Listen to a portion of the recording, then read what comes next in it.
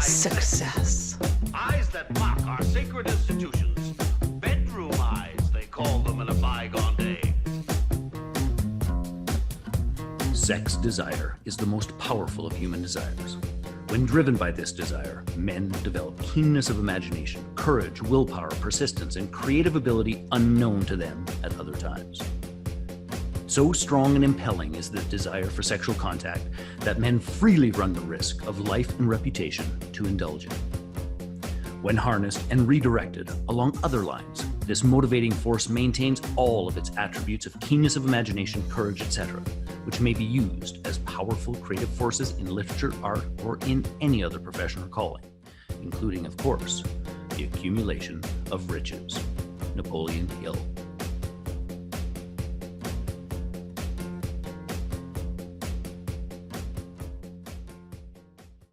Hey there, peeps. This is Michelle Nedlick, and I'm super glad that you're here with us today because I'm here with my most amazing guest, Max. Max, thank you so much for being with us here today. Oh yeah, we're dealing the most amazing. Thank you. You are. I'll accept the title. Thank you. Awesome. So give us a 5,000-foot view of who you are and what you love to do. I'm a fourth generation entrepreneur. I walk around saying that I help consultants productize their services.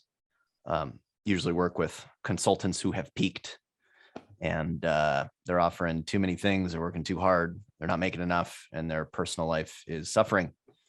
So I turned that around for them. Nice. How did you get into all of that? I discovered the dark side. I was running a professional services company, a marketing agency, which is like, you know, if you're a gamer, it'd be like the most extremely difficult thing to have a personal life and also be successful at. And it was just a zero-sum game. The more we hit our quote goals, the worse my personal life got. And I wanted to get married. I wanted to have kids, and the math didn't make sense. So we made some changes. I discovered strategy, and lo and behold, you can charge whatever you want for strategy. It's a fun game.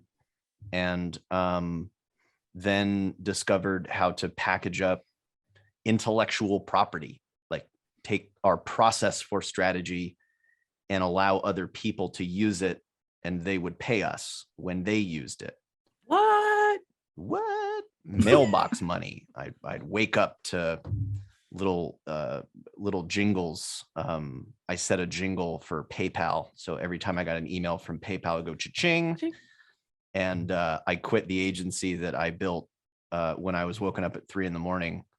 by a $2,000 jingle, and I said I really only want to do that. I only want the little jingle thing. I didn't even know who it was. I couldn't pronounce the company name. And so that was it. That was 7 years ago. I started drinking beer with people on my podcast that have done these types of things somewhat successfully, you know, as my second round of informal education. And I've never looked back. Nice. That sounds awesome. So what was that pivot point? Because I got to ask, like, there's got to be something. How did you discover strategy? It was a very specific day. So we were a HubSpot agency. If you don't know who HubSpot is, it's just a software company. And in the professional services world, there's been a lot of activity around these software partnerships or value-added resellers and things like that. But anyway, so we get a call from this software company, and they said, we got 20 companies that are going to cancel. They said they're going to cancel. And I was like, I'll talk to them. Yeah, sure. These are companies that had already done all of the services that we provide. They had the software, they have the content. A lot of them have even hired people to do what we do. So I can't say, oh, you need more content. You know, if you just had better content, no, they'd laugh me out of the room. So I had to say something like, well, you've got all the ingredients, you're failing because you don't have a plan. They couldn't show me a plan. They're spending all this money, there's no plan. So I just had the idea of offering the plan. And sure enough, I got paid $2,500 the first time to do a plan, and they didn't cancel. And then a month later, I was charging $30,000 for the plan. What? Yeah, what? And it was a 5-hour process. So like the numbers were just wild. The 23-year-old me, who knew? And that was the discovery of strategy. And then the company was like, wait a minute, you guys can stop churn. We want to go public. Churn's a problem. This strategy thing is actually really effective. And so they just shoved me on stage and they were just like, tell people about it, Max. And then, you know, all of a sudden we were charging people to be certified in our way of doing it. And it just kind of snowballed from there. Nice. I love that. So who do you like to work with now?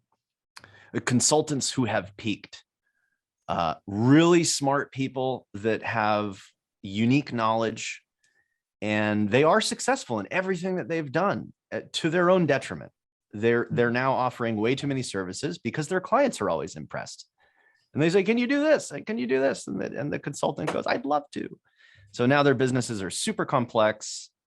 They've gotten comfortable at their price point, which is astronomically lower than what they're worth 99.100% of the time. So I like to work with people like that.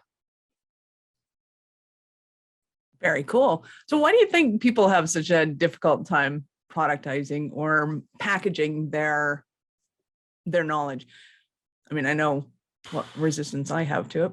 Well, I mean, the reason is like the same reason we have trouble talking about ourselves, or looking in the mirror and saying, wow, you look beautiful today. We just don't do it. We look and we're like, oh, Max, I got this hair thing. You know, if only I could, you know, if only I could grow a thicker beard, I'd be handsome. Or, you know, we're just surprisingly self-deprivating. But the excuses that mask that truth are typically things like, you know, it needs to be totally customized. It's always different for my clients. You know, they deserve something that's custom. The raising prices thing, my customers wouldn't pay for that. And it's all just limiting beliefs. Like none of it makes sense. To say that you don't go through a similar process in a similar way of thinking with all your clients is just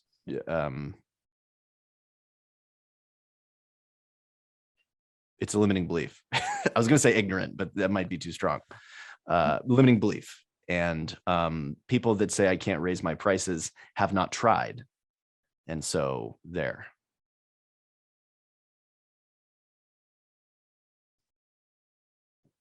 So they're there. Okay. Go there. Yeah. If I had I mean, my mic is attached. I can't drop the mic. My mic is attached to the yeah, that little thing here. Thingy, but that works that way. Yeah. Awesome. And they have the funny part is like the irony of what I do is it's really not necessary. Everyone I meet can raise their prices tomorrow, not touch their offering. They can raise their prices tomorrow. Mm-hmm. Congratulations. But they don't. And it's like you don't pay a personal trainer to teach you how to do push-ups. Right. You said pay them to watch you. Make sure that you don't quit when you don't. Yeah, you pay them to like make you hate them and force you to do it, you know. That reminds me once of I had a fitness trainer and he was just pushing me to the limits, and another trainer walked by and she goes, like, ease up. I feel sorry for her. He goes, it's a free world. She can get up and leave anytime she wants. She's paying me to do this. It's like, yeah. You know, you're a good trainer when the other trainers are feeling sorry for your clients. Yeah, that's why they pay you. Right. I used to say it's not a good day unless somebody cries or calls me a bitch. So it's a good day. Yeah, I used to ask my clients, you know, was there any time that you had like an emotional breakdown? And then one of my clients said, Max, every day I have an emotional breakdown working with you. And so now we don't ask them if, we say, when did you have your first emotional breakdown working with us? And they were like, oh, wait, so that's natural? Like it's not just me. It's part of the process. Yeah. And all we're not doing our job if like, it doesn't. All we're telling them to do is like raise your prices and like, you know, make sure you do a plan first with your clients. You know, it's not rocket science stuff, but it's emotionally challenging. Mhm. Absolutely. And especially when you're dealing with mindset, because now walk me through this, because I'm thinking, so do you just kind of blindside your clients? It's like, okay, we're going to be working on your business systems, and bam. And Oh, now you it's about charge 10. you. What? Huh? No, it's so surprising how much I do have to trick them. For example, I have found that people are attached to numbers, meaning, Michelle, I want you to raise your price. Today you charge $10,000. Tomorrow I want you to charge 20. Most people are terrified of the number itself. Mhm. Now, if we break down what you're charging $10,000 for, say it's a month of services. Right. If I tell you to double your prices, but not to $20,000, now you're going to sell 2 weeks for $10,000. People are fine with that. So they just have a weird thing with numbers. And I think it goes back to that personal worth. Like, we've said it enough times where we begin to feel that our worth is attached to that number, when in fact our worth is completely a matter of perception from the other side. It's your perceived value. Okay, so I'm going to play devil's advocate, because of course that's the fun part of being on this side of the microphone. So what about when somebody's looking at what the client does and what the client say earns because of said thing, and they're going, well, but you need to have an ROI, like you have to have a return on investment there. They're not going to get $20,000 out of it. So how can I charge $20,000 for it? Yeah, you're talking to the wrong person. Like, the first question is, what do you do that is most valuable and difficult to replace? So let's say you're in the right business. Let's say that you are valuable to someone out there. The second and most important question when you're selling knowledge or when you're selling strategy is, who will pay you the most? Back to my story, the people that paid me $2,500 were not the same as the people that were paying me $30,000. The people that were paying me $30,000 were higher education institutions in the Boston area. And we found that we had the right combination of experience in higher education. And what we also found is that colleges had spent a ton of money on marketing people. They usually hire 4 to 5 full-time employees, full benefit packages. They got like $1 million sunk into people that don't know what they're doing. And that's even before the software they purchased. That's before the content. So I'm walking around with an insurance policy, essentially saying, you're spending $1 million. You're not getting the results you want. What's another, I don't know, call it, an embarrassingly low number, $30,000. And it was laughable to them. Same process, same 5-hour thing. But if I went to the electricians that I was selling the $2,500 package to and said it's 30,000, they would have laughed me out of the room. And there is another side to the spectrum. So I work with some clients that will go in and say, all right, our strategy work is $50,000. And the client will go, well, it can't possibly be valuable for $50,000 because they're used to paying these giant consulting organizations $1 million. So they're like, who are these children? How dare they, try and make their way to the decision maker table? They need to be at the kiddie table. So pricing is just a complete game. And you have every ability to go off and find the people that will pay you the most for what you do. Right. So would you say that it's a negotiating skill to be able to find out what their budget is, obviously, before you offer one, or is there a different strategy for that?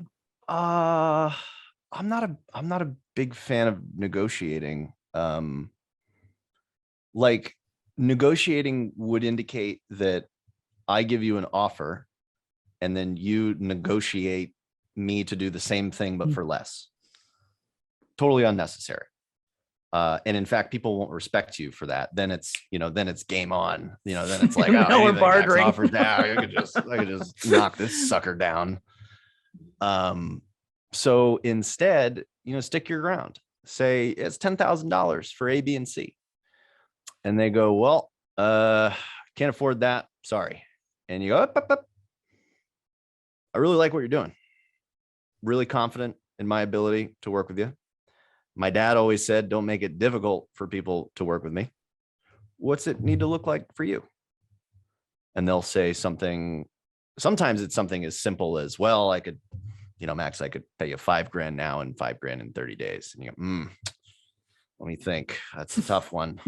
So sometimes it's something silly like that, like payment terms.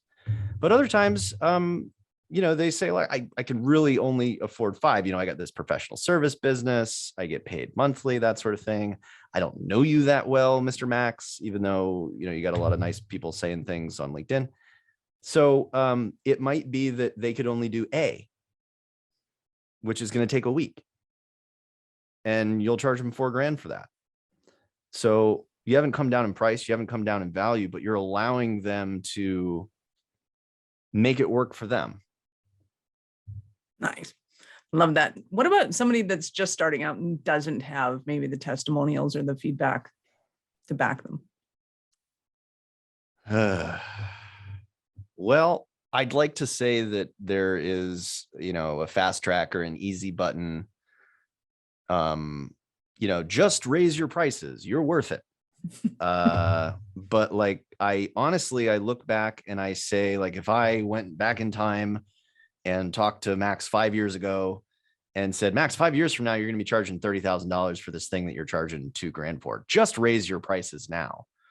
I would have told future me to fuck off. Like, I'd have been like, you're crazy. That's terrifying. I can't do that. I don't have the experience. What would I even do for that amount of money? But I needed to go through those months where I didn't know if I was going to make ends meet. And I needed to go through the months where, when I charged less, clients weren't as bought in and they didn't put the effort in. So I needed to experience some of those emotionally challenging situations to have the confidence to say, well, I need to put away my being scared, because I owe it to my family. I owe it to my clients. And I'm going to do the scary thing of quoting them at $30,000. And then the first time they say, oh yeah, that's fine. Then you're like, what am I, what? What? Yeah. And you kind of like try not to panic there on the call and, yeah,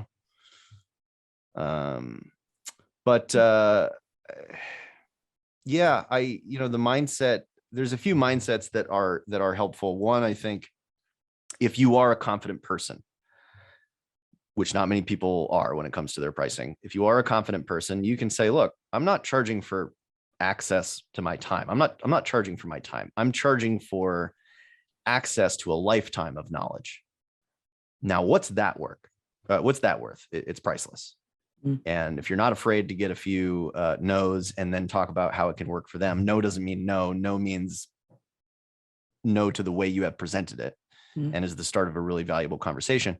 But most people are driven by client value. They would do it for free if they could keep the lights on.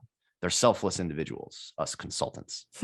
And so the trick is like to have that experience and bottle it up when you don't charge enough and the client doesn't follow through because it doesn't matter. If I say, hey, go do this, and I charge them $1,000, they go, well, $1,000, we can make that up. That sounds pretty hard. I'm not going to do that. Like going to like a gym membership, like $10. Like, I'm not going to go to the gym. It's only $10. I'm going to drink bourbon instead. But $1,000 a month, $10,000. I tell you to do that, you're going to do it. Yeah. Like, you're like, oh shit, I didn't expect that, but this is a lot of money, and I can't like go back to my wife and my business partner with a tail between my legs. I don't want to raise my prices because I'm scared. Like, you just paid $10,000. You better do whatever the hell he says. And if it doesn't work, then we'll go back to him and tell him he's a piece of shit. But you got to try it. And so the mindset is we are obligated to charge a little bit too much. We need it to hurt a bit. Just like the, personal trainers. Awesome. So what about somebody who thinks that they need to have the experience or they need to have the, like, you got to go in with value. So if you're, say, hypothetically competing against somebody else, that you have to at least be more knowledgeable or have better products or systems than your competitors have for that price. Oh, there's so many questions in that one question. Pick anyone. Well, you are charging for your knowledge. And so it is true that the more knowledge you acquire, the more valuable it is. The problem is that, you're never going to wake up and go, today I have enough knowledge to raise my prices. Like there's never What? The clouds don't defining- part, the angels don't there's sing. no one knights nobody you. No one deems you knights you. worthy, like you're working for yourself and you got a shitty boss. I got to tell you, like they don't appreciate you. So that's the danger of it. And I like to think of it as like, all right, I've got so much knowledge. I know that I know nothing. That's the other thing about experience. The more you get, the more perspective you have that you really don't know anything. Right. That's called imposter syndrome. It never goes away. The smarter you get, the dumber you feel. And so the question is like, is my client better off or worse off working with me? Just make it a totally polarized thing. Not am I dumb or smart? Are they better off or worse off working with me? And that's the question I ask. Competitors, look, I think if you're doing it right, you don't compete with people. I rarely compete with people. Yeah. So I think that's part of the problem is, none of what I'm talking about works if you're replaceable. If I can Google what you do and find another 1,000 people, then you start giving me high price points. You start telling me things I don't want to do. I'm just going to find the next Joe that charges less and treats me like a god and does whatever I say. So you gotta understand that every individual, every human being has a unique set of experiences, a unique way of doing things. And selfishly, I think that's the key. Selfishly, because that's what I do professionally. Surprise, surprise, is help people kind of embrace what does make them unique. And oftentimes that's scary because you can no longer look at all your competitors as a source of comfort. Ooh, it's hard for me, but I see all these other people doing it and they're successful. It's safe. By definition, if you're doing something unique, don't look down because it's scary and you don't know if you can be successful because no one else is doing it. Hello, wife. Hello, wife. Baby monitors. Hello, wife. Trials and tribulations. Good. All fun. So give us an example of one of your Cinderella stories. Well, it's fresh in my mind. My business partner was interviewing a client of ours from 2020. It's currently 2022.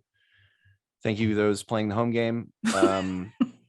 And brilliant guy, just won a bunch of awards for his book on corporate leadership, but wasn't confident in his offering. He was charging $500 a month for his thing. And now he is charging $25,000 a month, nice. Which I'm not great at math, but it's not like multiply your price by 10. I think it's like 50. I mean, multiply the price by 50. Now there was a few steps to getting there. And I love when people are making more money. That's cool. But what really gets me, the reason I'm going to be on a confidence high for the next couple of months because of this guy is because his life changed. He's now getting married because he has enough money to do it. He's now moving across the country with his wife to where he always wanted to live because he has the time to do it. You got to charge enough so you don't have to work all the time, so you can get married and so you can watch your kids grow up and so you can play golf. I'm a degenerate golfer. And so you need these things. That's the fun stuff. Nice. Love that. And I was going to say, I'm assuming that this is primarily for consultants because consultants clearly have a liberty of you charge whatever you want. Does it Yeah, also apply to that other? was consulting defined by my father. I was like, Dad, I want to be a consultant. And then he's like, okay, it was on the phone. I'm waving my hand in front of you, Max. You're a consultant. By the way, all that means is you charge whatever you want. Nice. I was like, oh, I like that. Like that. We're all going to become consultants now because, it's just a smarter, easier way to go by things. So what kind of stumbling blocks other than, well, actually, I'll Other let than you all answer. the stumbling blocks. Other than all the stumbling blocks that somebody has and they're thinking, oh my God, Max, I need you so badly right now. They're not getting paid Is enough. that the question? They're not What are able the to stumbling get blocks? married. I pretty much covered all of them, haven't we? Or is Shall there we any other one? summarize? Yeah, Yeah. I mean, like everything that you can think of that's terrifying is going to happen to you on an everyday basis. Like there's no way to get over imposter syndrome. If you are comfortable, you have ceased to be an entrepreneur. There is no conquering it. There is only learning to embrace it and learning that feeling of fear means you're on the right track. And so give yourself a break. Go play, have a beer, go kiss your children, play golf. Sometimes you got to take a break because like your brain, it gets burnt out. You overwork yourself. You get excited. All of a sudden I'm working too late. Now I'm not sleeping. Now now I'm not eating properly. It's not easy. But so I'd say, give yourself a break on the roadblocks and the tribulations that you're going to go through. But step one is figure out what you want your personal life to be like. Because you will succeed and fail. You will both succeed and fail along the way constantly. You're going to succeed at things. You're going to fail at things, no matter what you do. So if you start off the year by saying, you know what, I'm going to take a month off and I'm going to travel with my family, even if you are a complete failure, you'll have done that month off with your family and you'll be a hero to your family and what really matters. Love that. Okay, so I know somebody listening I know a lot of people listening are going to want to get more involved with you. How did they start the journey with you?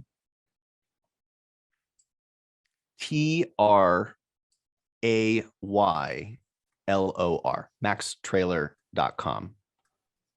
That is the one and only place to go. That's easy. Yeah, that's me, by the way. Easy, haven't caught on. Yeah, it's not like a stage name. Like I was actually given that. Awesome. Love it. So let me ask you this. At what point in life did you know that you're special kind of crazy enough to think that you could become an entrepreneur? I do not discount the fact that I am one of the luckiest persons on the persons. Anyway, Percentages. didn't do a lot of speech in college. I'm a fourth generation crazy person, fourth generation entrepreneur. My father did his own thing. My grandfather was a workaholic, but ran his own business. My great grandfather worked himself to death. So generation by generation, we slowly built an appreciation for our personal lives. But I was born with it. I walked into my dad's office when I was 5 years old and I said, Dad, where do you make the money? And he looked around. I was staring at the printer. He was like, Max, you can't print money. Like that's illegal. But I have a digital scalable residual business model. And I'm 5. I'm like, what does that mean? And he's like, well, I do something once and I get paid forever. I was like, cool. Can we go to Disney now? And he's like, yes, we can. That's the point. And so I grew up looking at the other side going like, why is everyone at work all the time? I don't understand. And that makes me incredibly lucky. Because for me, the scary thing is to get a job. Right. I don't know if we could sustain a job. Yeah, like I'm unhireable. I learned that. But like people are like, oh, it's scary doing your own thing. What terrifies me is if 100% of my income is under the decision of one person, and that's not me. Now that's a 9 to 5 job. There's one person with their hand on a button going, I don't know, Bill. It's 9:15. You're late. Oh, I'm sorry, sir. But if half of my clients decided to leave tomorrow, I'd be okay. And they're not like, there's not going to be an uprising. Like there's not going to be a Max's tea party and all my clients are going to decide to miraculously leave at the same time. Maybe one, maybe two. But I'm in control. Win or lose, it was me. Nice. Love that. Any last words for our peeps? Any last word? Geez, how much time we got? Half an hour, as much time as you want. That's quite a lot of words. No. Yeah, I don't know. What do you hear? What do you hear? What do you think is going on out there? Well, one, got to go and check out your website. Two, I think a lot of people are, well, they're stuck in the doing of their thing, for starters. And one, I think they're afraid to move into a consulting phase because they're just used to doing the thing. They are the electrician, they are the plumber, they are the tradesperson in their occupation. The writer, the designer, the whatever the thing is. And that transition out it can be a scary thing.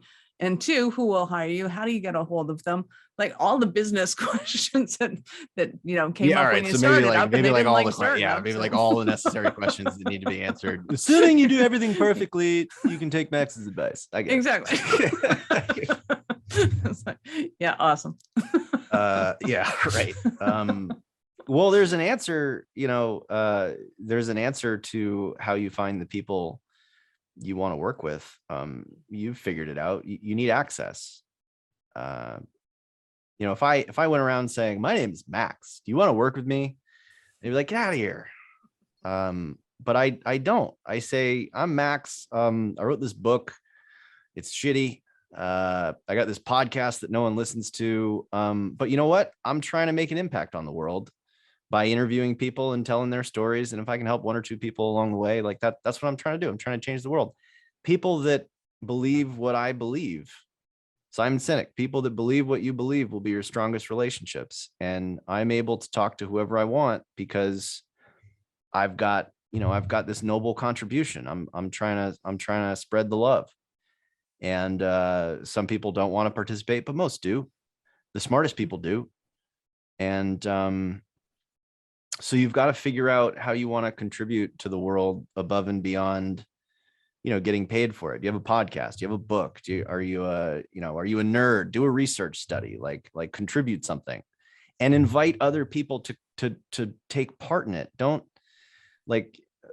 create content in the hopes that someone will show up because they read it. Get someone to show up so that you can create content together. And then at the very least, you'll build some relationships along the way. Awesome. Love it. Hey, this is Michelle Nedelec, your mistress in business. Thank you for being with us here today. Be sure to subscribe to the show in your favorite podcast app so that I can help you get it up when you need me, because I love having you here. Thank you for listening to the Little Blue Pill for Business podcast with your mistress in business, Michelle Nedelec. Why are you still here? Go to littlebluepillforbusiness.com and get your goodies. If you enjoyed the show, be sure to share it with somebody else that you know would enjoy getting it up in business after you subscribe to the podcast, of course, so you won't miss any future episodes. Now, check the notes for links. Oh, and only tell your wife if she's into this, entrepreneurship. And I'll see you both on the other side.